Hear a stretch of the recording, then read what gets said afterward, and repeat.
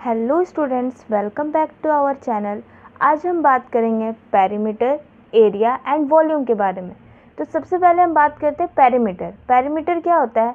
The perimeter is the total length of the boundary of a close figure. किसी भी close figure का total length, boundary का जो total length होता है ना, उसको क्या बोलते हैं? पेरीमीटर कहते हैं। ठीक है, जैसे कि स्क्वायर का बात करते हैं। फॉर्मूला ऑफ स्क्वायर, स्क्वायर का फॉर्मूला क्या होता है? 4 into side.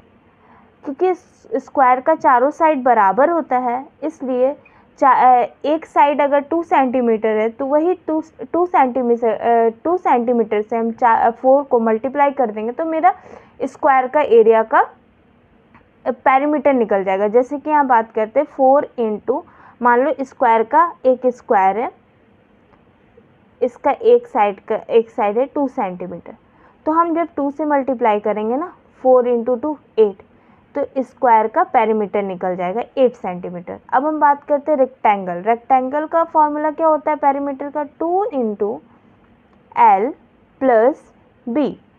L is the length और B is the breadth and B is the breath.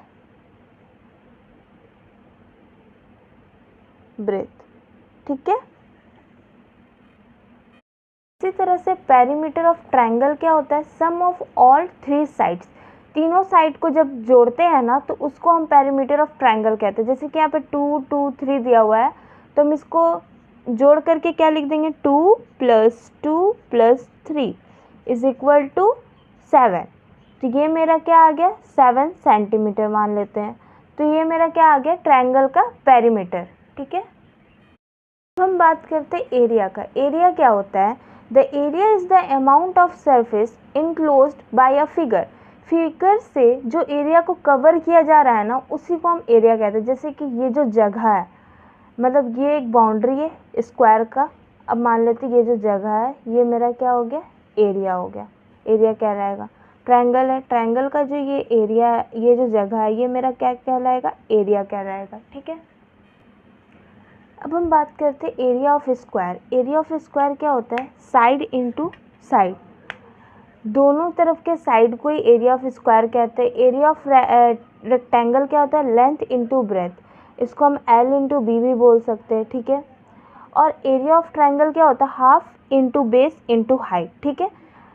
Half into base, देखो मान लो एक ट्रायंगल है, इसका ये हाफ तो होगा, उसके बाद बेस को लेंगे और उसका हाइट को लेंगे, ये मेरा ट्रायंगल का क्या हो जाएगा? एरिया निकलेगा। ठीक है। हम बात करते हैं वॉल्यूम का। वॉल्यूम क्या होता है? The volume is the amount of space occupied by a 3D object. 3D object में जितना भी अमाउंट ऑफ स्पेस जो ऑक्यूपाई किया जाता है ना, उसको हम वॉल्यूम कहते हैं। जैसे कि ये मेरे पास एक 3D ऑब्जेक्ट क्यूब है, तो वॉल्यूम ऑफ क्यूब क्या होता है? It's a A cube.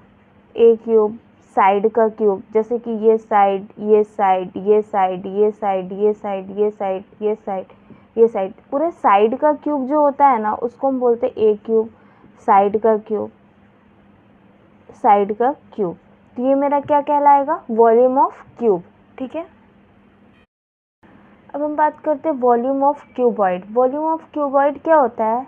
L B और एच। एल बी एच का मतलब हो गया लेंथ, ब्रेथ और हाइट। ठीक है।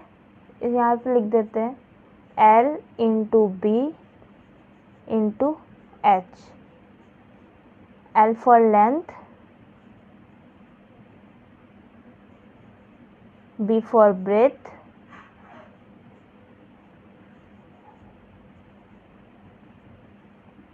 ब्रेथ और H for height.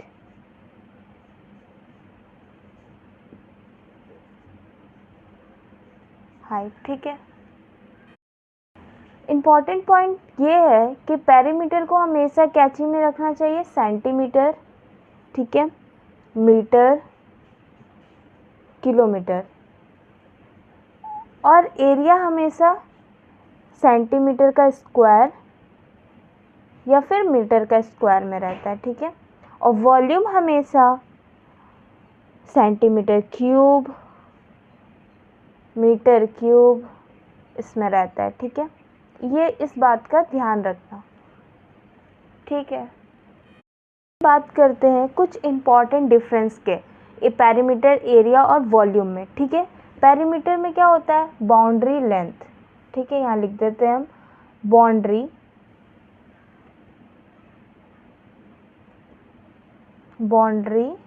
And boundary length को लिया जाता है, ठीक है। एरिया क्या होता है, एरिया में सरफेस कवर, जितना भी सरफेस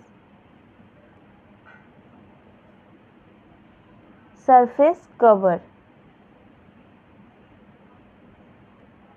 जितना भी सरफेस को कवर किया जाता है। और वॉल्यूम क्या होता है, स्पेस ऑक्यूपाई,